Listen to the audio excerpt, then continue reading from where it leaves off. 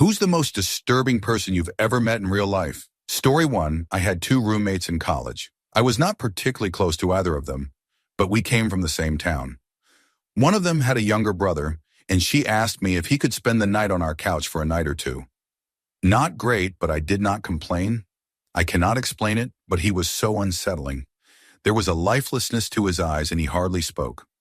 I was very glad when he was gone. A few years later, I found out how unsettling he really was. Apparently, his parents asked him to leave because he had been taking things from them, but he came back and made a hiding place in the garage and would stay there. I guess he cleared it up during the day because they had no idea how long he was doing that. Anyway, he entered the house next door. Simple burglary would be bad enough, but no. He stayed for hours and waited for the woman who lived there to come home. He harmed her with an axe. He was caught not long after, driving her car. He was executed a few years later. The whole story really was not a surprise. He was the most harmful person I have ever been next to, and I knew something was wrong about him long before it happened. Story 2, a man used to follow me home from school when I was 15. He made my skin crawl, and I always made sure I was never alone because he would be waiting at the bus stop no matter what time I passed it, even if I had detention. He would just stand there until I walked past, then walk behind me very closely all the way home, occasionally calling me pretty or asking if he could take me out. Thank goodness for my mates being extra protective, because when I was 18, he was convicted of the fatal harm of a 17-year-old girl he had been seeing, who, when the picture was printed in the paper, was eerily very similar looking to me. Story 3, I had to walk to the local elementary school to pick up my sister. The school was several blocks away, and this unsettling guy had followed me in his car a few times. But this time I had my baby sister. She was 5. I tried hiding from him going through yards, empty lots, and thought we lost him. We reached our house, but the guy had followed us to our house. I ran in with my sister and ran into my father. I cried that a man had followed me and my sister. My dad is a small man, but holy wow. He threw open the front door, ran to the front, and jumped on the guy's car. My father never used the word freaking in front of us kids or my mother. I heard him say if you ever come near my daughter's home, he would seriously hurt him. The neighbors watched this and asked my dad what was going on. My father told them that this guy stalked us, my sister and I. The neighbors held this guy while the police showed up. Turns out this guy followed several girls from the elementary school. I was glad that my dad just happened to come home early. I do not know if I would have told him. Story 4, I used to work in the law courts and saw plenty of interesting and not very nice characters, had to sit in on a few awful inquests, had to sit in on an absolutely awful person who was charged with shaking his ex-girlfriend's baby until the brain damage was so severe it passed away. But there is one kid that sticks with me. Mondays were allocated for children's court, usually teenage kids appearing for things like theft, vandalism, and so on. A lot of these kids were quite clearly from backgrounds of low income and neglect. This kid turned up in a private school uniform, blazer tie, and polished shoes with his parents that were dressed immaculately. The school on the kid's uniform was a very prestigious one with extremely high fees. He looked no older than 16, blonde, baby-faced with glasses. Looked entirely out of place amongst the scruffy other teens in their tracksuits. I was inside the courtroom when this kid appeared, and just wow. The other kids that morning had been charged with things like shoplifting. A few were in trouble for graffiti and so on. This kid, who looked so innocent and quiet, had attempted to force himself on not one, but 2 girls at a school camp. He had waited until everyone was asleep, and then when the first girl had left her shared room to go to the bathrooms down the hall, he had dragged her into a cupboard and assaulted her. She had managed to fight him off and then run away to wake a teacher. The teacher found him with his hands around the throat of the second girl. Story 5. When I worked in a supermarket as a cashier, there was one regular customer who looked and behaved like the picture you would see in a dictionary next to the word pervert. You know how they always say most predators look like nice everyday people? He did not. He always made a point to come through my till and tell me I was pretty, or ask if I had a boyfriend, hinting that he would like to do things to me if he were my boyfriend. After I had served him, he would just stand at the end of my till and stare at me. Sometimes he would stand outside the plate glass windows at the front and stare at me. Just to put some extra unsettling context on it, I was 19 at the time, but I was often mistaken for being much, much younger. I told management, but of course they would not do anything about it because they only had my word. Then he started following one of the female managers around the supermarket and was promptly banned. One time he was outside staring at me again, and one of the other cashiers recognized him as a man who lived on her road. He had recently been released from prison, where he had been serving time for harming his own daughter. Story 6. I spent a year couch surfing after I got kicked out at 19. One place I ended up was an acquaintance of mine's nearly condemned trailer, and this place really attracted some scum of the town. Unfortunately, I had no other place to stay at the time. I had a 2-liter of my soda in the back of the fridge, put my name on it, and please do not touch written on it. As silly as it sounds, it was a comfort to me to have just one thing that was mine, and also a treat that I would sip on whenever I needed just a little escape. I did not mind if my roomies drank it really, but the main guy of this place always had people over that were complete strangers or weirdos to me, and I did not want them drinking my soda, especially straight out of the bottle. I woke up one day to basically half a cup of soda left in the bottle. It had been nearly full the night before. I got sad and asked, "Hey, who drank my Dr. Pepper?" Everyone told me it was this guy that I will call KT. KT was a very strange kid. He was either my age or a year younger than me, and had kind of a bad reputation for stealing drugs and all kinds of things. I did not confront him because frankly he freaked me out, and I came to the conclusion that it was not worth further discomfort over some Dr. Pepper. A few weeks later, KT's best friend, I will call him C, went missing during our county fair. C was a great kid, good friends with my brother, and got along with everyone. KT was going around town bragging that C was dead and that he was responsible. It turned out to be true. KT harmed C over drugs and about $300. His body was found chopped up and burned in the woods not far out of town. The fact that I was in the presence of this kid only about a month before he harmed his own best friend still keeps me up at night. Our town misses C a lot, and there has been a lot of violence here since then. KT will thankfully spend the rest of his life in prison, along with 3 accomplices. Story 7. In college, I lived out in the country in a boarding house with other girls. The landlords drove us into town to drop us off or pick us up. This one time there was a guy in the van. I sat next to him. Everything seemed normal. They dropped him off at his house before going home.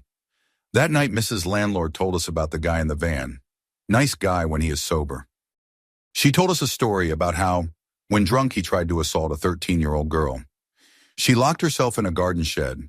He waited outside all night for her to come out so he could attack her, which he did. He was well known for being harmful while drunk. And I was horrified that they gave him a ride home, and I sat next to him. Never saw him again. I moved out before the school year was over, due to other questionable choices by Mrs. Landlord. Story 8. My ex-husband. He had the mindset of an incel towards me and all women. He constantly made comments and critiqued women's bodies. It was as if we were put there only to serve his needs. No matter what he got, it was never enough. I tried and tried. He pressured me into doing some intimate things that I was not comfortable with. Then he was upset that I was not enjoying the act he knew I was uncomfortable with. It was constant pressure. He told me a lot that I owed him, but it was never the other way around. I wanted a partner to build a life together that was better than the poverty that he grew up in. He had a middle-class life with me for the first time, but that was not good enough. He wanted someone he could dominate and own. The last straw was him deciding that since I could not meet his intimate needs, I needed to agree to allow him to just randomly sleep with women and then come home to me. I obviously objected to this, and I was disgusted that he called himself a Christian but wanted permission to commit adultery.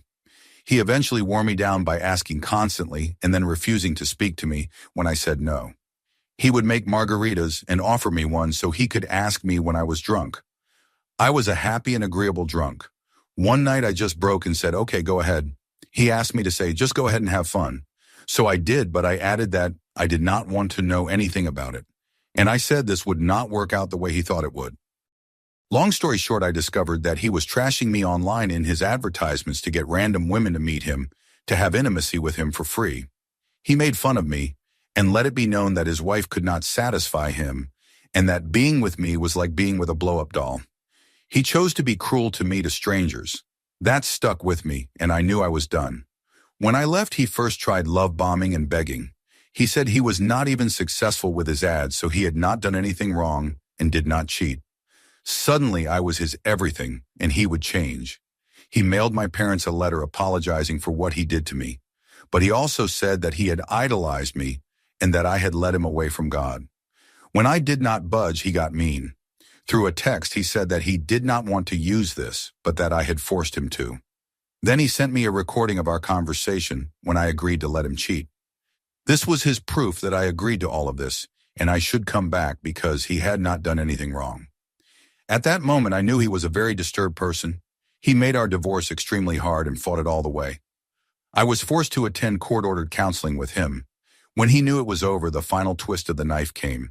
He printed out embarrassing conversations between us over Facebook Messenger of us talking and joking about intimacy. He mailed those to my parents to humiliate me. That was over 10 years ago. He is still single and lives with his sister and her husband in their home. He made the local news 2 years ago for threatening to harm local government officials over Facebook while he was drunk. The Federal Bureau of Investigation searched his house and confiscated his guns. He pled to a lesser misdemeanor charge of harassment in order to get the felony threat of terrorism charge dropped. He is also not allowed to own guns anymore and had to give a deoxyribonucleic acid sample. He was a gun nut, so I love that for him. I am in a stable 5-year relationship with a wonderful man who is my best friend and partner. He makes me so happy and treats me with respect. He is the best thing to happen to me. We live a great middle-class life and hope to have kids someday. Story 9. My ex would talk about his traumatizing stories in Afghanistan and have night terrors. Found out from his ex-wife who he cheated on with me, and I found that out later that he was only ever deployed to Japan. He gloated about this stuff to actual veterans who were in Afghanistan. Also the guy that approached me at my job offering for me to model for him and to go on a road trip where he would pay for me and him. Edit my ex did way more than just this. I truly believe he was at the very least a narcissist. It was an emotionally abusive relationship. He cheated on his wife with me, which I found out later. He told me she was a crazy lesbian. She is not. She is quite lovely. He would apparently gloat about being with 2 lesbian women or some stuff. He also lied about knowing the guy who assaulted me and that he would beat him up. Both were military. My family has lots of military people, so my mom knows how to fold the flag for funerals. He offered to do it while talking about how he had, unfortunately, had to do this for too many men. My mom fixed the flag because he did it wrong. His big thing was being with virgins. So after all his big talk of us being in love, he eventually ghosted me, and I went to his place where I saw another woman behind him. I slapped him, if that helps. As for stories, I really enjoy the song Pet by Perfect Circle. He would talk about how he played the song, and his sergeant told him to shoot those people. It was something like that. Told me about how either a coworker or enemy got blown to pieces, so he grabbed the hand and went up to his coworker asking if he needed a hand. As much as I love that joke, it is immensely disturbing he would lie about that. Story 10. This one guy I met on a screenwriting course. On our first session as a group, people had gathered, but no one was speaking. So being slightly outgoing on occasion, I initiated a lighthearted group introduction, and people picked up and joined in happily. There was one guy, he just felt off the whole time. Like sometimes you just feel a disturbance and that someone is not all right to be around. There was another clearly very autistic member who was quite nice but spoke about social struggles as the sessions went on. Before one session, I caught the weird guy talking the autistic guy's ear off about different drugs like hardcore stuff and how he has tried it all and has connections to violent gangs in America. Anytime he could contribute to class ideas, he always spoke of his love for body horror, the more depraved the better, how he knows how these violent gang members operate intimately, and basically just got to inform us all of all these sick ideas he had for horror films.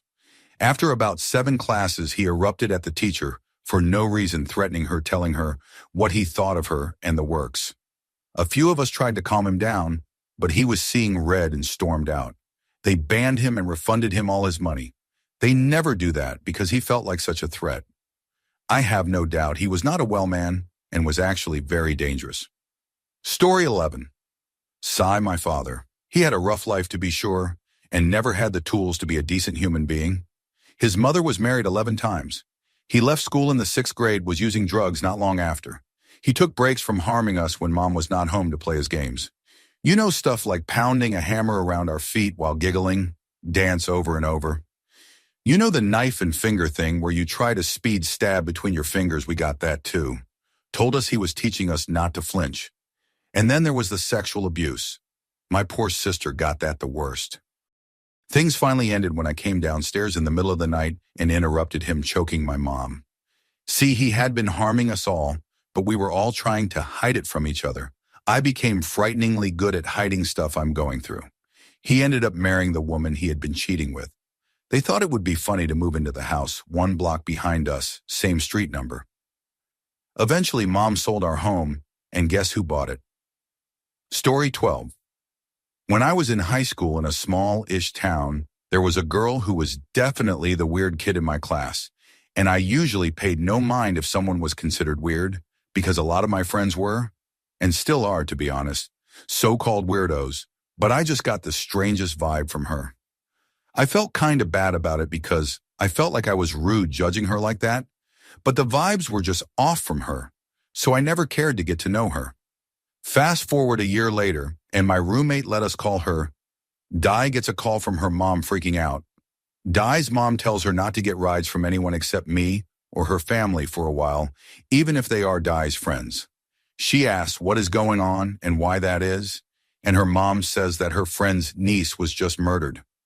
Turns out the weird girl from my class was part of the group that murdered her. It was a group of, I believe, 3 people who murdered this girl. Her name was Cynthia Hoffman, and it was horribly cruel. They bound her and harmed her and dumped her body in a river at a popular trail. They tried to make it seem like she went missing, leaving Cynthia's belongings at a park, but they were soon found out. They did this because some man from a different state was grooming the girl from my class on Facebook claiming to be a millionaire. He was not, he was just a mega loser. The girl from my class had recorded and sent inappropriate material to this man, and he offered a sum of, if I recall correctly, a couple $1 million to harm someone and send proof. Once this all came out, I did not feel bad for judging her and thinking she was weird when we had class together. I think I could just pick up on the fact that something was fundamentally wrong with her and was too young to know to trust my gut like that. Story 13. One time I was working at a lab in my university as a student employee. While I was wiping down the desks, I walked by a table full of students. One guy looked at me and said to his friends he would like to assault me and loudly guessed I was Filipino or Guatemalan, and he has never slept with either before. I did not know how to react, so I kept cleaning and ignored them because I did not want to get fired, and I am 5'0", so I did not want to provoke him or his friends. I was at an art school and am brown, so I did not want to get blacklisted for being difficult by reporting. They kept talking and guessing my ethnicity and how they would like to hurt me. They eventually got bored and left after I stayed cleaning a table by other students. Absolutely terrifying. It was the dead glee in their eyes and that laugh that really sticks with me today. Edit just for more background over this incident. This involved 5 students, 3 men and 2 women who were talking about wanting to assault me. I am just a really short dude. Absolutely terrifying, and I do not think I really let myself think of this incident as anything but funny, primarily because they never successfully guessed my ethnicity. But obviously, this was a very, very bad situation, surrounded by very, very bad people. Good news is I am okay and graduated now. Story 14. Long ago, I was inspecting a peanut factory as a supply-side auditor and got partnered with a brunette woman who appeared about mid-30s. I was the new guy and she had about a decade more experience than me. Immediately, she seemed unfriendly and demanding. Not the first auditor I met like that. We agreed to take separate cars to the audit site. She made a point that she wants to do this quickly and be out by 3 p.m. Seemed like a weird request since that meant we could not be as thorough. Honestly, this factory was pretty terribly run, but it was in a red state and they tend to treat their employees bad. At one point, I interviewed a young girl about my age who said she was assaulted on the job. She was actually crying as she told me this. Being new person that I was, I went to my partner because I was not sure what this meant. When I asked to speak with her, she gave me the dirtiest look, like as if she was angry at me. I explained to her the situation, and she gave me a snarky response how everyone can hear the girl crying, and it was annoying. I had no idea how to interpret this, so I just asked her if we should bring this up to management. She seriously scolded me, "Do you want to do more work?" I was really put off by her attitude and callousness. I told her we should investigate this more, and she said, "I can do that, but I will be doing it alone." Later, towards the end of the meeting, when we are talking about how the audit went to the managers, I decided to bring up the assault. The look my partner gave me still lingers in my mind. It was like she genuinely wanted to harm me. The managers mentioned that they were aware of the employee, but the area she was in had no cameras, and there was no one to corroborate either story. So they ended up switching her shifts so that the two employees work a completely different schedule in completely separate parts of the building. Because there was no evidence of anything, I could not really do anything. After the audit, I remember she looked at her watch and it was 4 p.m. She shot me one more dirty look before we left the factory. To this day, she is probably the most callous person I ever met. According to my friend who works at the company and has worked with this brunette lady, she apparently talks about cheating on her husband constantly and has apparently admitted to just not really giving a care about people in general. I am pretty sure this woman was a sociopath. Story 15. I have had the misfortune of having a few people in my inner circles that have been disturbing creeps and narcissists, but this is the worst one I know of. Let us call this one Bob. Bob was a regular at the local hobby store and played card games in the same circles as my friends. He was weird and pervy and nerdy, but nothing super obviously scary or dangerous. Like he would hold eye contact with girls' chests when talking to them. There were rumors he would get escorts when he would go to conventions. That kind of thing. He was not a friend, but just kind of some dude in the scene that I would occasionally hang out with in groups. I had a boyfriend at the time and we were on and off, and one time he ditched seeing a movie with me, so I went with Bob as some immature attempt to make him jealous. He was not threatened for good reason. Bob fell asleep and snored loudly, not even halfway through.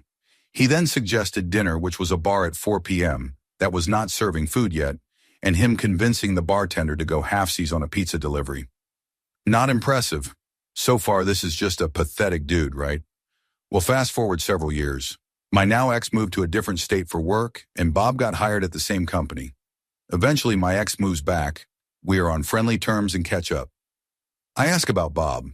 Well, turns out Bob got addicted to meth and went off the deep end. I was given a link to a court case where Bob got arrested for trying to exchange meth to another creep in order to have access to that guy's very young minor daughter for the worst reasons you can think of. The signs were there, but holy hell did that man escalate. Makes my skin crawl. Story 16. I have been pretty lucky to not be involved with truly disturbing people, but there were some bad incidents and stories. Saw an elementary school friend kicked in the ribs by his father. Friend's mother narcissist. Worst birthday party ever was at her home. Apparently seeing her son and friends having a good time was not okay. During and after the divorce, she was actively trying to punish her ex-husband. She used their kids as a weapon, saying terrible things about him to them and making it nearly impossible to let them have a good relationship with their father. My friend lives across the country now. One son went kinda nuts and the daughter jumped off a bridge. College housemate. He enjoyed messing with other people. One time he bragged about making friends with a diagnosed schizophrenic and then stealing his medicine. I hope it was not true, but would not put it past him. Former friend of family who committed fraud and stole money from other friends. One person lost their house as a result of investing with this person. Not someone I knew, but my parents told of a former person in their social circle before I was born. That person was a psychiatrist who recorded their client sessions, played them for other people, and then laughed and mocked their clients. The only time I have ever heard my father call someone evil. Story 17.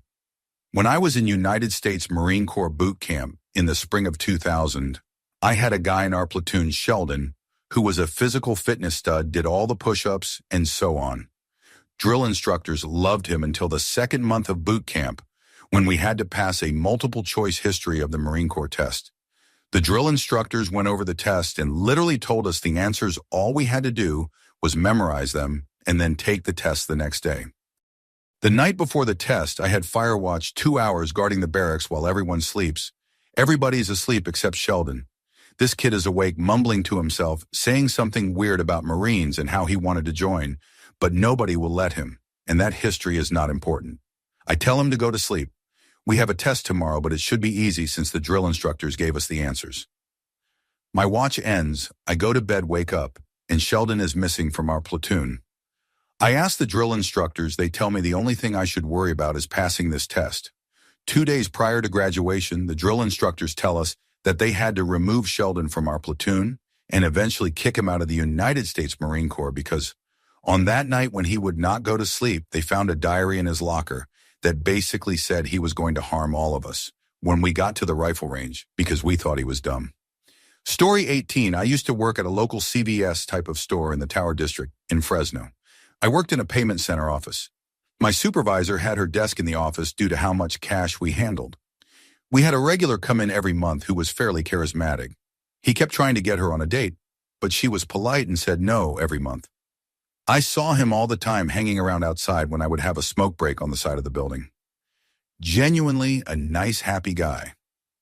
One day shortly after coming home from work, I flipped on the television and I clicked through the news stations, but cable always had a slight delay from landing on a channel, then clicking next. I happened to catch Cable News Network for a brief second say we are here in Fresno, which took me by surprise. I flipped back and there was a whole special weapons and tactics team in front of a house in the Tower District. They had the ghetto bird up flying around and several local news stations reporting. Then they said the resident's name, Marcus Wesson. My jaw dropped, then they showed a picture of him confirming it was who I thought it was. What came of that whole situation made me sick. If you click the link or do not want to, after reading this, be aware he was a mass murderer and child rapist, convicted of 9 counts of first-degree murder and 14 sex crimes, including the rape and molestation of his underage daughters. My supervisor told us the next day that at one point she did consider an afternoon coffee meetup with him, but was glad she never acted on it. Story 19. A substitute teacher at my former high school. I had him as a substitute once, and he often supervised the school's resource center and whatnot. He also substituted for academic-level math, chemistry, biology, and so on. He seemed like a nice guy, although he did come across as a bit introverted and socially awkward. I thought nothing of it. 2 years after I graduated high school, a news release was posted on social media by the Royal Canadian Mounted Police, and it said that they had arrested a man for possession and distribution of child pornography. They released the man's name, and it initially did not ring any bells in my mind. I then learned that the man was a substitute teacher for my province's public school board, so I went on Google and found a LinkedIn profile under his name. I clicked on the profile, and when I saw his picture, my mouth dropped open. I was like, holy shit, this man taught at my high school. He ended up being charged 3 more times, once for making child pornography and twice for sexually touching 2 different elementary school students. He pleaded guilty to all except for one charge. He is still waiting to enter a plea on the last charge. As for the other charges that he did plead guilty to, the agreed statement of facts were very disturbing. In online chats, he bragged about sexually touching young kids. I felt so disgusted to know that I was once in the same vicinity of this man without realizing how messed up he was. Story 20. My sister, she is a pathological liar and probably some sort of psychopath or sociopath. She invented an entire life for herself and faked her own death twice. Anything that she tells anyone about her life is probably a lie. And the woman is like Jim Jones. People believe everything she says, and not only do they believe it, they will defend her like it is their job or something. Even when confronted with the truth about her, her friends will literally fight someone who says anything that does not agree with whatever my sister told them. I do not know how she convinces people that everything that comes out of her mouth is the gospel truth. She has been doing it for 40 years, though. Something is working for her. Very few people have ever questioned her. Anyone who even thinks about questioning her better be goddamn careful. They are going to be in for a world of trouble if she finds out that they are questioning anything she says. She has done some crazy things in retaliation against people who she deems to be a threat to her invented life. I could go on all day about the crazy, illegal, borderline illegal, and immoral things she has done, and she does not have an ounce of remorse about any of it. Story 21. When I worked at a psych hospital, my very first day, I assessed this guy who was schizophrenic. He desperately wanted to be put in patient he had been before. The family did not speak English and could not afford his medication. His dad was in denial of the schizophrenia. The young man was fully psychotic at that point, but anyone who has worked with people in psychosis knows sometimes people even in psychosis will find a way to communicate. They want to be impatient. He looked at me and said, "Please do not let my dad take me home." I told him, "Do not worry, we are holding you." After a few weeks, he was discharged, but I knew he would not get the regular medication he needed due to finances and cultural beliefs. Years later, it was in the paper that someone stole a car and drove it into the mall through the outskirts store and into the mall. Just cruising along at a few miles an hour, not trying to run anyone over. Just completely out of it. He was arrested for terrorism and got a whole slew of charges. It was the guy I had seen a few years prior. His face was all distorted and scary looking. A lot of people do not realize that people in full-blown psychotic episodes physically look different. I knew in my gut something was off with this guy. But the saddest part is that he seemed to be aware of it and did not want to be this way. He was not a sociopath, he just had uncontrolled mental illness. The interviews on the news with his family saying he did so well when on medication broke my heart. Story 22. My former best friend. She has bipolar and borderline personality disorder. One night she went into psychosis and started slicing up her arm like a Thanksgiving ham. Then the screaming started. I was furiously dialing her mother on every phone number I had, including her mother's husband's phone number. Of course, her parents did not answer. We got her in the car and she kept grabbing the steering wheel as I followed behind in a separate car. We finally get her to her mom's house. I was pounding on the door and her mom just casually opens the door, and I told her what happened. Her mom was nonchalant about it, like this sort of thing happened all the time. My friend was acting just like Aileen Wuornos all through the ordeal. I spent the next day cleaning up blood. Story 23.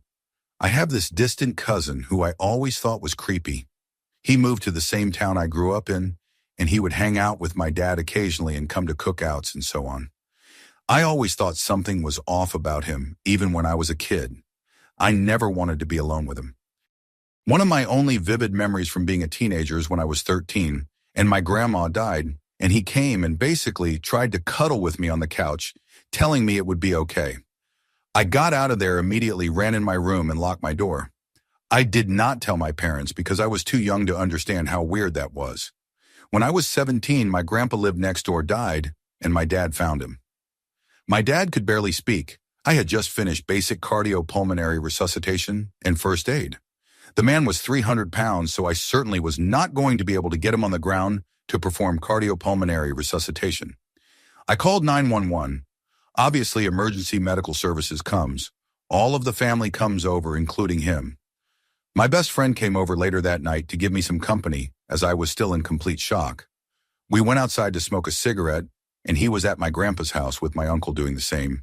He did not realize my friend and I could hear him, do not know if he even saw us because we had the porch lights off.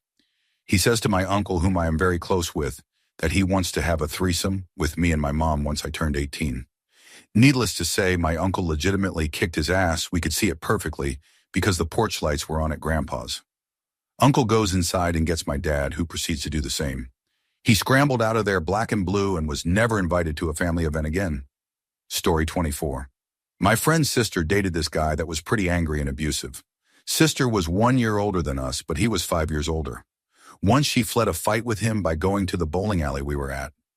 I think I was in 8th grade then.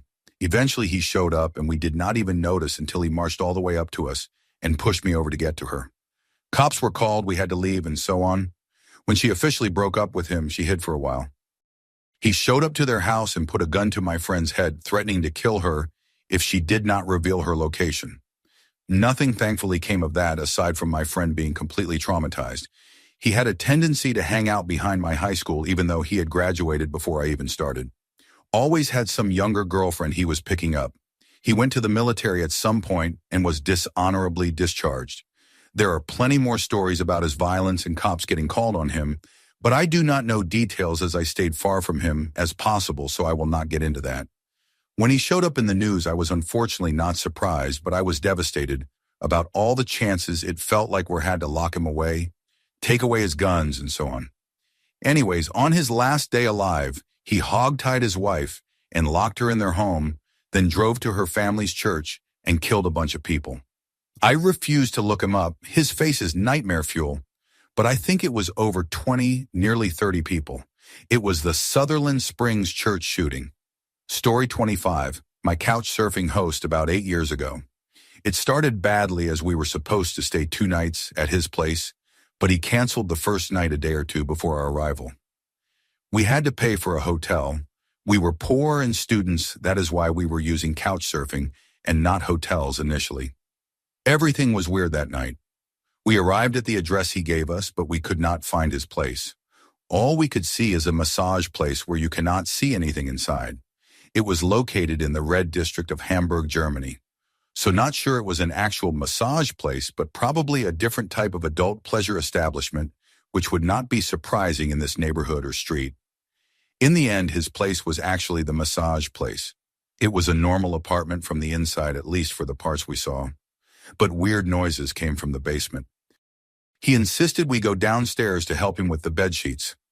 I refused. I said I hurt my knee and cannot use the stairs, which was true. I hurt my knee during this trip. Maybe it was just washing machine noises, maybe not, we'll never know. He kept saying my friend was a bitch and calling her other names. He was blaming us for not paying him for the accommodation. He kept repeating that the last guest from Airbnb did pay him. Obviously, Airbnb app have to pay for your accommodation.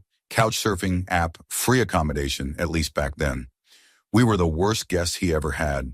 We went grocery shopping to buy something to eat because he said we cannot order. I am a chef. I do not eat other people's cuisine.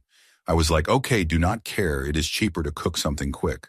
So I am okay with that. Once on the metro, he insisted to change our route to go to his friend house outside Hamburg. We felt a bit unsafe with him, so we said no. Let us stick to the plan going to Little and go back to his place. On the metro ride back, he offers us some ice cream that he pulled out of his pocket. He was storing ice cream in his pocket with no packaging. Then once at home, he cooked his Lidl pizza on a waffle machine, remember? He said he is a chef. And he kept blaming us for making a mess because the pizza was dripping off the machine onto the counter. How was it our fault? Me and my friend were eating a tomato salad. He told us his roommate was crazy. We did not know or meet this third roommate and might be loud during the night. Indeed, all night long she was screaming and laughing and singing. All of this in a devil way, like in a horror movie. We were supposed to leave his place at 8 a.m. to catch our bus. We left at 5 a.m., being really quiet to not wake him up. Finished our sleep on the bus. Many other weird things and talks happened during that night, but I will keep this comment short by not writing them. Also, days later, he left a comment on my couchsurfing profile saying only positives, nice to meet them, had nice talks. Story 26. This guy I briefly dated years ago. He was delusional. Told me he owned a magazine and had previously worked for GQ. He went so far as to have a fake website for his pretend magazine. He told me he was going on a trip and asked me to come, so I said sure and booked the time off. I had no idea he was delusional yet. He has his assistant send me the itinerary that looked like a boarding pass. He did not have an assistant. It was not a ticket or a boarding pass. It was him pretending to be his assistant. Then mysteriously, the trip never happened. He tried to convince me he was 5'9", but he was an inch taller than me and I am 5'4". He was adamant he was 5'9". I did not care. I just thought it was so weird he would lie to my face about something I could literally see. The final straw was he was at my place one night and went out to run an errand. I came home and he was in my bathroom, shaving his head, and there was blood smeared all over the door and walls. I found 2 empty wine bottles. I had been gone for maybe an hour. I tried to get him to leave, and he would not. He assaulted me, but I managed to get him out of the bathroom and myself locked in and called the cops. 5 cops came. My bathroom was by the front door in this place, so I heard the shuffling of people in the hall, so I managed to sneak out the bathroom and get the front door open. 1 cop grabbed me and pulled me into the hall, and they stormed in. No idea what happened, but I heard a struggle, and they took him out in cuffs. When I went back and my couch was tipped over, and living room was a disaster, they asked me what I wanted to do, and I was so freaked out I did not press charges, just asked that they take him to the hospital. He was put on a psychiatric hold. There were a bunch of other weird lies this guy had told me too, like that he had rented a really nice office building downtown for his magazine, that he went to New York City for a week when he never even left. He also stole $300 from my coat pocket. After him, I basically got to a point where I was like, you know what? I think I am cool if I never date again and die alone. But I met my husband 8 months later. Story 27, I took a road trip from Illinois to Oregon. When I was in my 20s, I only brought my 5-year-old with me. We went to the Tillamook Air Museum. It was so cool. But the whole time I had the absolute worst feeling in my gut. This guy kept following us, asking if I was alone. We were literally the only ones in this huge old air hangar that they turned into a museum. I lied and said my dad was meeting us later.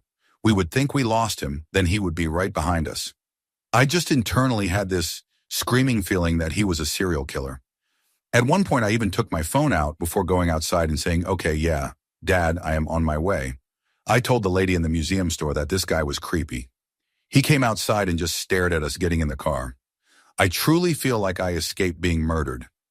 Every once in a while, I look up missing people or serial murders in that area. I have not found anything yet. It has been 10 years, and I still get shivers thinking about it. He did not do anything to us, but it was one of the most creeped out I have ever been. So glad we got away. Story 28. Many years ago, right when home computers and inkjet printers were first available for home use, we had an information technology guy that would come to our office for any repairs. He was just so unsettling and creepy, and he really attached himself to one of the women I worked with, who was a very petite young lady. The two of us would talk after he would leave about how bizarre he was and how unsettled he made us feel. I have always enjoyed technology and photography, so he was sharing with me how he would take photographs of his stepdaughter and print them out in 4 panels and tape them together to have a larger image to frame. I was quite intrigued with this, so we chatted about it a number of times. About a year later, he goes missing, and the news comes out that he was assaulting his stepdaughter and creating child assault material. We also found out that he was a cross-dresser, so for the longest time they did not know if he would be presenting as a man or a woman while he was on the run. The woman I worked with was very unsettled during the whole time he was missing for fear that he would potentially come after her. They ended up finding his body hanging in a tree about a month and a half later. Probably the best end of the story. Story 29, I worked as an occupational therapist in home health. Called and made an appointment for evaluation, then later that day arrived at a rundown long-term hotel. The dude had been hospitalized for cardiac issues, so I was there to help outfit him with equipment for energy conservation, that sort of thing. He had an incredibly flat effect and spoke in a monotone mid-level yell. His bed was a bare mattress that had been slept on for so long it appeared to be covered in a thick layer of dark grease. The rest of his housekeeping was equally repellent. I sat in a lone plastic chair at the end of the bed, and he sat on the edge of the bed between myself and the door to the bedroom. There was no seating at all in the kitchen, which happened to be my only exit. I had just really gotten started on the evaluation when I got an email on my phone that had a red flag. Then my phone rang, and it was one of the social workers on our team. I told him I had to quickly grab the call. Then I sat there making eye contact with him as she explained to me that he had been imprisoned multiple times for assault and violence against young children, but also violent offenses against female caregivers or workers. The most recent, he had punched a female staff member in a group home directly in the face 5 or 6 times unprovoked. She was injured quite badly. Fielding the phone call while he sat there watching me was extremely frightening. I ended the call and began to craft my exit strategy. He was literally sitting between me and the door. Only a minute or two later, he began to explain to me how a friend of his was actively assaulting an adolescent boy in a local apartment complex. I decided to stay a while longer, and I acted really stupid and tried to pry identifying details from him about the kids in question and the offender. I stayed for a good 40 minutes, trying to work my interrogation into my evaluation. I was careful not to talk back to him in any way, and I am pretty sure by the time I worked toward my exit strategy, he thought we were pals. I set up our next visit, zipped my bag, and left. I pulled into a parking a quarter mile down the road and called the police, telling them all the details I had learned about the boy, and obviously never went back there again. I still cannot believe I was not told until I was sitting there with him how dangerous he was. It still makes my skin crawl.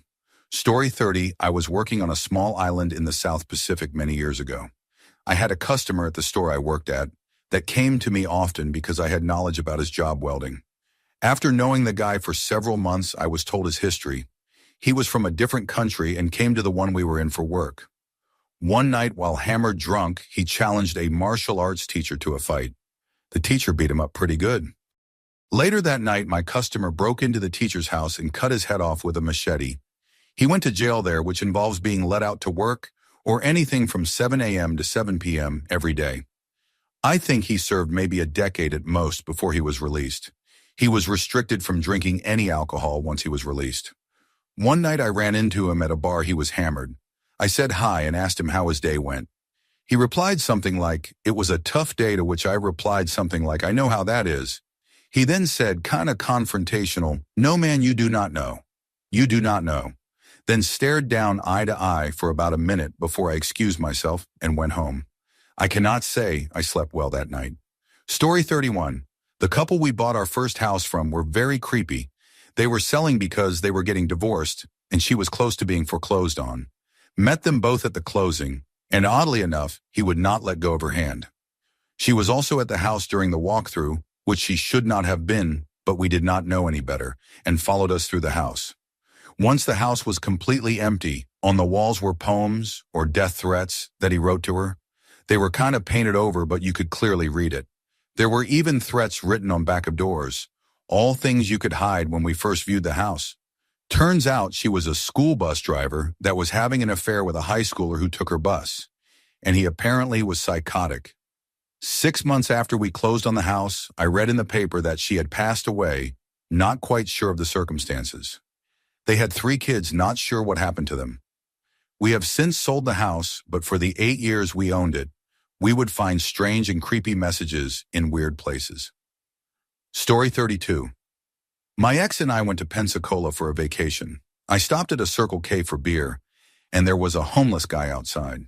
His gaze almost stopped me in my tracks.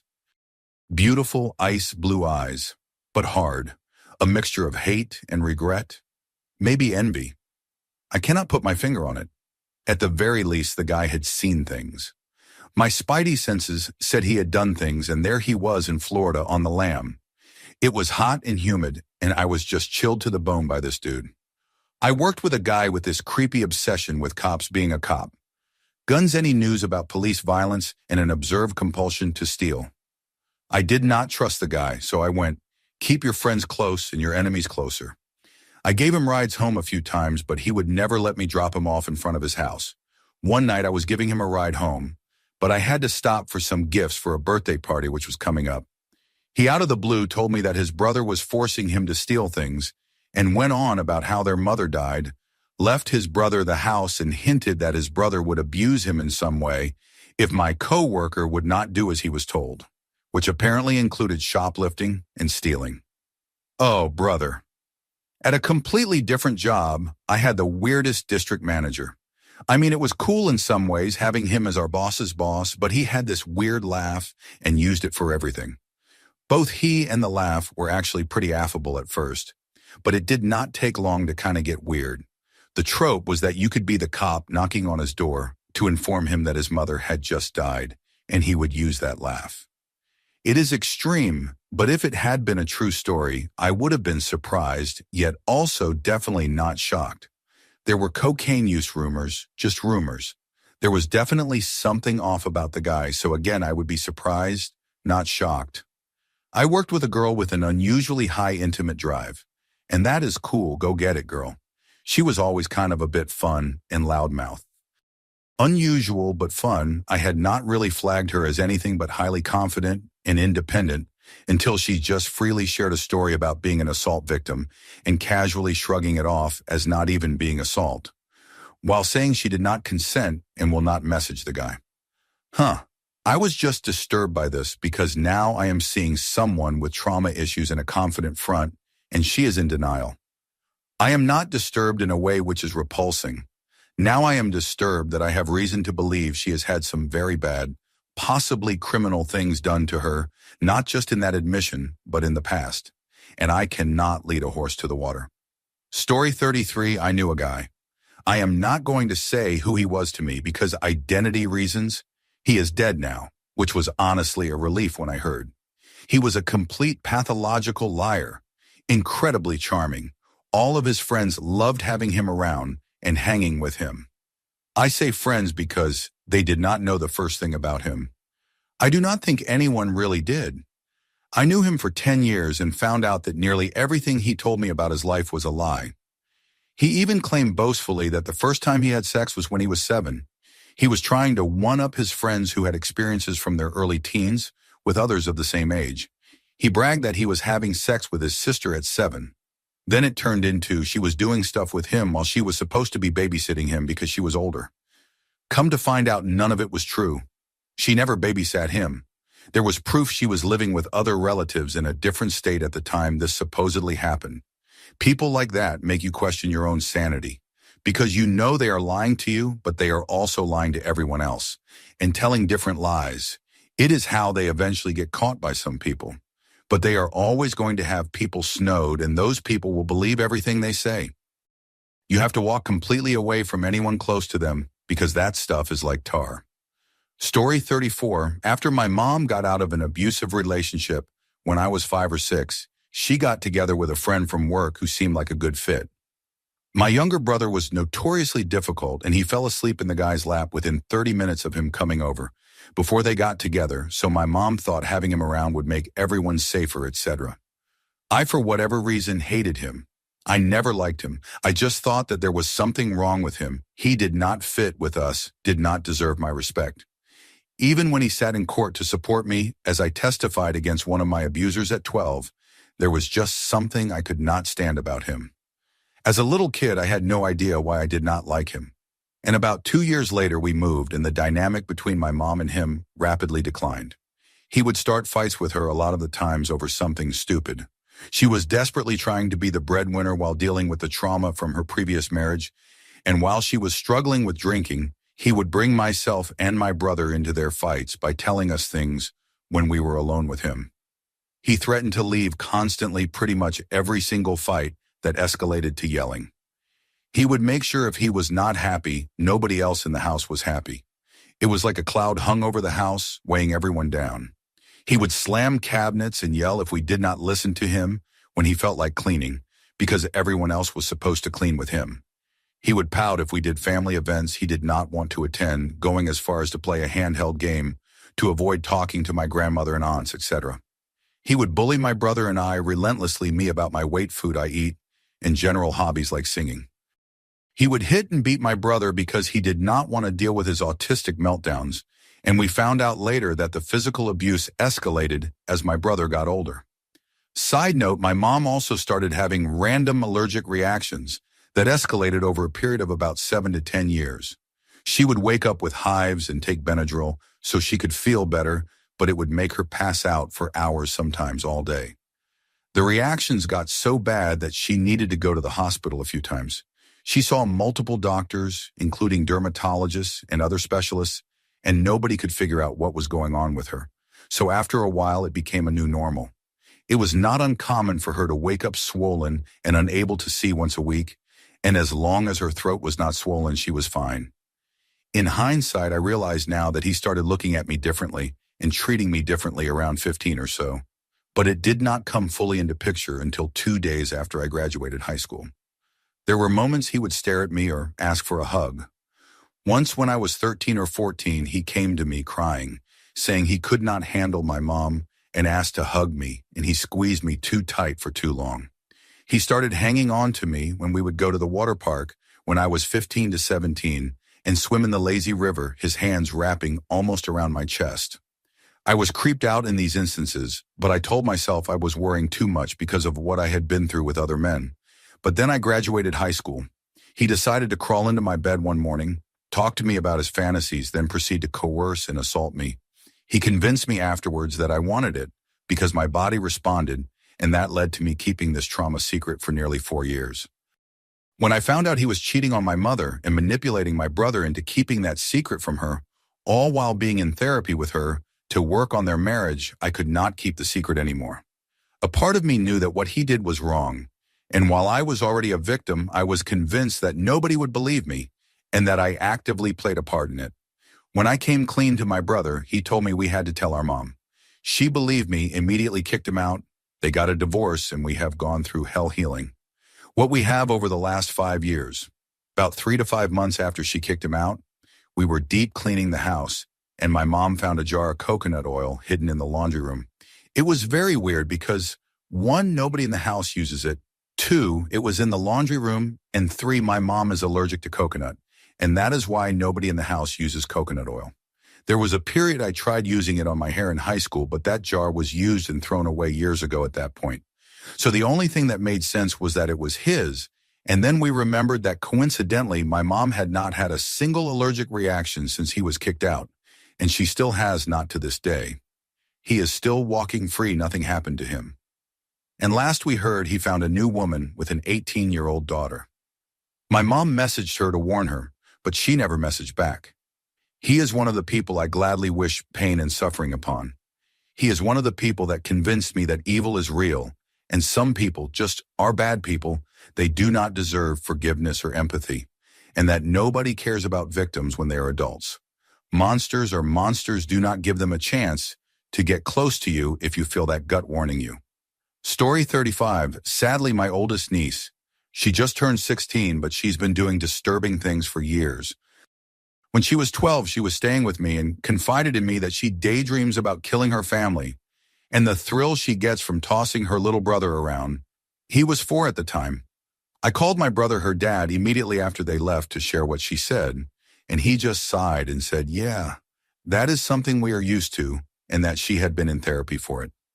I had a feeling ever since that she would eventually do something more sinister. Cut to January 2024, and my gem of a stepdad passed away from cancer. Naturally, we are all devastated, but according to my niece, no one is more devastated than her, not even my mom. Unfortunately, only my brother was able to make it to the funeral, even though he had gotten hotel rooms for his wife and kids and me, so we could at least make the most of the time together. Why? Because my niece had been plotting for the entire week to strangle her younger sister in her sleep. The school caught wind of it and reported it, thank God. Would she have done it? Who knows? But I shudder to think about what could have happened if the girls were in my hotel room and I woke up to see one of them gone. I am deaf and a heavy sleeper, and they know this. My niece has been in and out of facilities ever since her stunt last January. She takes no responsibility or accountability for her actions, and even more chillingly, keeps calling her younger sister her best friend and does not understand why she is scared of her. Both of her siblings are rightfully terrified to be around her. When she is home, everyone has to sleep with locks on their doors. Attention must be about her, or she will find a way to make it about her. When her sister was going to camp this summer, she burned her neck with a curling iron on purpose. She has tried to set their house on fire twice. She got kicked out of a facility for threatening to kill her roommate. She steals from anyone and everyone. I could go on, but you get the picture.